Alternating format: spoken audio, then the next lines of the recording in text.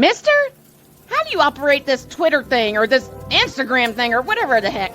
You're supposed to know all this stuff. Anyway, welcome back to the show. So Droid's mad at me because I pulled a fast one. What? I didn't tell you guys this, but I have a very special guest joining us right now. Okay. Ladies and gentlemen, please help me welcome two-time Super Bowl champion from the New York Giants, Gary Reasons. Here he is right now. What's up, Gary? Thanks for coming back. It's all great, guys. Hello, what's happening? This is an honor. Super Bowl week is in full effect. You've been to the big game on 2 occasions. Let's start with this. Describe what that week, that crazy week is like, especially when you got either A, to Pasadena, or B, to Tampa. Describe that week. You know what? It comes and goes in a blink. And unfortunately, the guys, they're all trying to take advantage of the experience, right? You know, you want to maximize everything.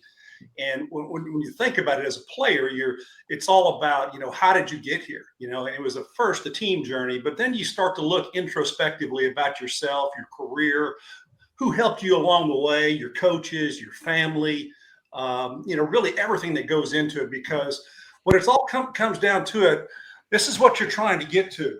Yes. You're trying to win one of those. Yes. And when you can do that and put that on your mantelpiece, it's there forever. And these guys are just trying to enjoy the time that they have together and get prepared for the game of their life. And it just comes so fast, and there's so many moving parts that it's just really hard to describe. The first one where y'all were in Pasadena for Super Bowl 21. Did you guys stay in proximity to Pasadena, or did you say somewhere well away from the site?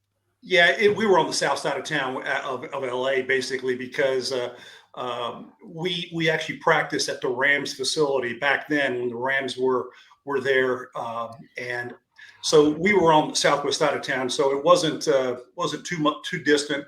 And so then we traveled north of LA to Pasadena to get to the game. So, but it really wasn't too bad. So we had a little bit of a commute, but not too bad. And you just kind of soak it all in. When did when you clinched the win against the Redskins? When did the game part of the preparation for the Super Bowl against Denver begin? When did that begin? And take us through that process. Yeah, so really what happened with our first Super Bowl 21, we had the full 2 weeks. With Super Bowl 25, it was different. We only had 1 week because we were in the Gulf War, and we just went right from San Francisco to Tampa for that game. But for this one, we had 2 weeks. And so we really need an extra week for all of the team to prepare basically for travel, for your families, for everything that you need to do, and get tickets to people that you have. And we each were allotted an allotment of 25 Super Bowl tickets per player, which is really pretty generous by the league, and that's been a standard now for moving forward for all NFL players who make the game. They get an allotment of tickets to utilize. So you have to kind of decide where those are going to go and who's going to get them, and it's pretty interesting on how that all comes. But you really do need that week, if you can do it,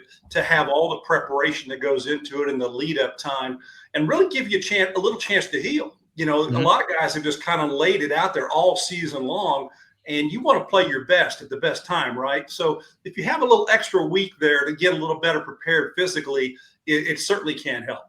Yeah, and you played, of course, under legendary Bill Parcells.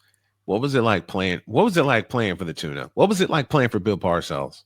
Well, I call it the magic of the two Bills, because Bill Parcells was our head coach, our leader. He was the guy that kind of created the culture around the football team. And, Bill's a Jersey guy, so he knows how to work the Northeast. And so he had no trouble navigating the waters of the New York media and how to handle all that.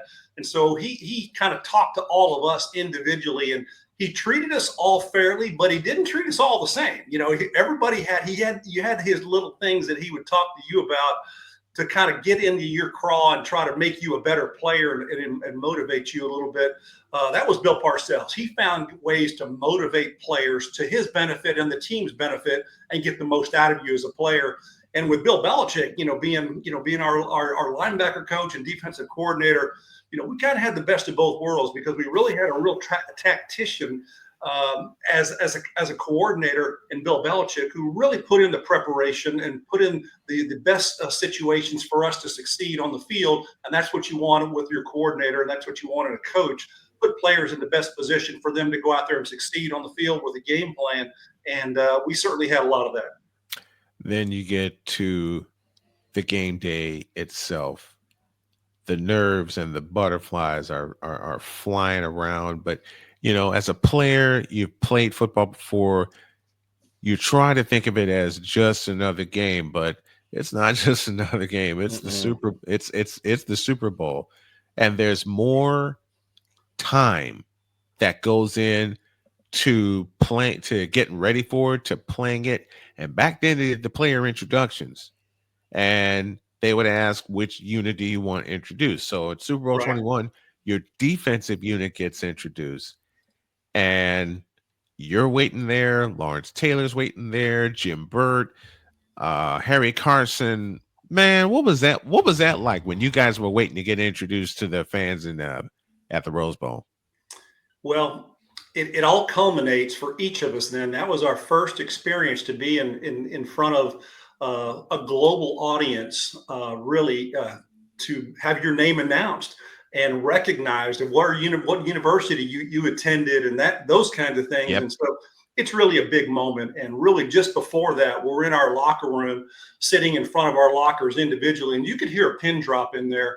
And it was really quiet because guys were somber. Guys were really just kind of taking it all in, and really for a lot of us, I think you think back about the journey of football, and then when you go down that tunnel and you walk out there to the field and you start feeling the energy of the stadium and the fans, and really understanding that you're going to be introduced to billions of people across the planet, and then compete in a football game. It really comes full circle to really understand what you work for your entire football career. And this is the pinnacle of that opportunity to play out there. And being introduced, boy, I tell you, it was a lot of fun to run out there. I use one of those clips in some speaking engagements that I do as being introduced in front of the fans in Pasadena, and running out there, and it never gets old to see that. It never gets old. I mean, Super Bowl week never gets old. I mean, I had plans of taking my crew down to New Orleans. Unfortunately, health got in the way, but we made plans to get to the Super Bowl, and I'm taking my entire morning show crew with me. That's my promise. I'm going to make that a promise that we're going to get to Santa Clara next year. And now you've been in media for a while. What's the difference in being in the Super Bowl and covering the Super Bowl as a media person? What's that difference? Well, if you've been in the game, you have a little bit of an insight as to what is actually going on and how things are, or why and how they do the things they do from the NFL's perspective. And really, it kind of gives you an insight to really what you can look for the teams leading up to the game, and really what's going on, and then ultimately, the game itself. But it's such a spectacle, and Brian, it's been growing ever since. And since we played Super Bowl 21 and 25, they seem like they're it's a long time ago. But it seems like really ancient history, doesn't it? Yeah, it does. It just seems like yesterday to me. And I sit here in my office, and I got a lot of trinkets up on the shelves and things that kind of remind me of just how special it was. And I'm looking over here at photographs of my son. I'm holding my son up in pictures of Super Bowl 25 when he was there. He was just a 5-year-old kid, so yeah. It was pretty cool. But those are the kinds of things that people don't really understand, that this is it's a game that has grown so fast and really so well over the years, that being a part of it from a player's perspective, and also now as a media member myself, when I cover football, I look at it really with a pretty good lens. I've got a pretty good eye for what's going on out there. Isn't it fun covering this? being a part of Super Bowls for as long as you have. Isn't this fun? It is. It's enjoyable for me to really talk about it, to share the experiences.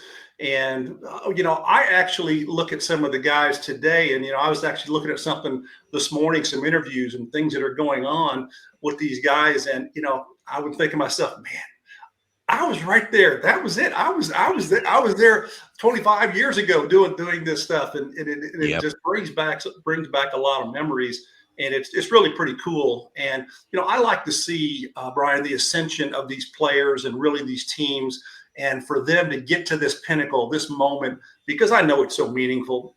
It seems like it's old hat. You talk about the Kansas City Chiefs getting there, multiple times and winning a potential three-peat.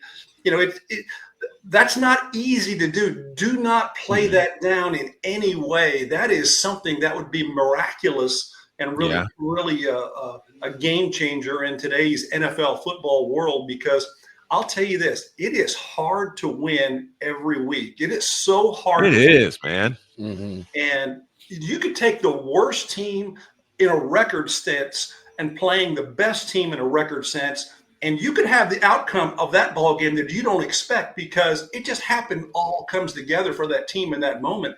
And really, it can happen that way in this game that we're expecting on Sunday, because it's anybody's ball game. I don't see either one of these two teams having a really demonstrative favored position. I think that if things go one way in favor of either of these teams, they could get the leg up. I'm talking about turnovers and situational play in the ballgame. Yep. I have a question. We were talking earlier about the excitement and the nerves that come with something like a Super Bowl.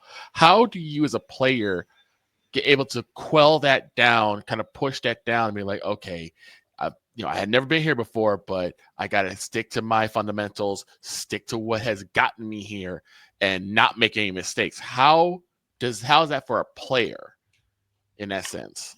Well, if you have a Bill Parcells beating you over the head all the time, just saying, hey, just do your job, do your job, do your job. That's that was instilled into us as a team, from the earliest days. My first year in 1984 with the Giants, and then a culmination in 1986. So I was, I grew up in a tough love environment with coaching, and that I thrived on that, because I learned the level of expectation that you need to have as a player to do the things that you need to do. And if you step out of your role on your offense or your defensive scheme, and you put yourself, first, you're going to do things that are going to be atypical to your defense or your offense, and it's going to hurt that team. And so we couldn't do that. So do your job. Bill Belichick preaches that all the time, and that's exactly what you have to do, because guys who are trying to do something individually on the field that just counter to the team goal, the team aspect, and what you're doing collectively, it can really hurt you. And so I always kind of put that first, and I thought about all of those things. And so all the fanfare and everything, once the lights are on, the game is kicked off, it's just another game. It really is. And so, but it happens, the speed of this game is going to be like no other that these players have played in. It is going to be the fastest game ever that they have ever imagined. And it really does magnify the level of play of every player in the ballgame. He's done it twice. He's won twice. That is middle linebacker Gary Reasons, number 55, joining us here on our Super Bowl week coverage on Snowman in the Morning. Gary, love you, brother. Thank you so much for coming on. Very appreciated. Thank you so much. My pleasure, guys. Great to talk to you again, and enjoy the ball game this weekend. Thank you. Thank you very much. That, ladies and gentlemen, is two-time Super Bowl champion Gary Reasons from the New York Giants. He joins us via the Invader Coffee, Invader Coffee guest line. That's what I'm trying to say. Invader Coffee guest line. Invader Coffee, fuel for the fearless. Wow. Fun. It's, again, like sitting at the learning tree again. And I love how he was explaining, don't get out of what you're supposed to do. Don't get out of what you're supposed to do. A lesson I've had to learn several times. And the fact that he talked about a tough love environment, that is what's missing in a lot of NFL teams. Isn't it? Okay. And yes, I am throwing my Cowboys all the way under the bus about this. They're throwing them under the semi, but keep preaching. Because they don't have that there. You can tell they don't. The Bears don't. You tell the Bears do not have that. I don't think the Seahawks have that either, especially now that Pete Carroll's gone. Nor do the Cardinals. Nor the Cardinals. Nor do the Browns. Nor do the Browns. There's no tough love culture anymore. Everyone coddles and caresses. It's like, I understand you don't want these guys to get down themselves, and trust me, I get that. Yep. But at the end, this is a tough league, a tough business, and you have to get that tough skin. Yes. Yes, you do. Yes, you do. That was fun. That was fun. He's been on once before, and he's done it again as we continue our Super Bowl coverage, as we lead you right up to Super Bowl 50.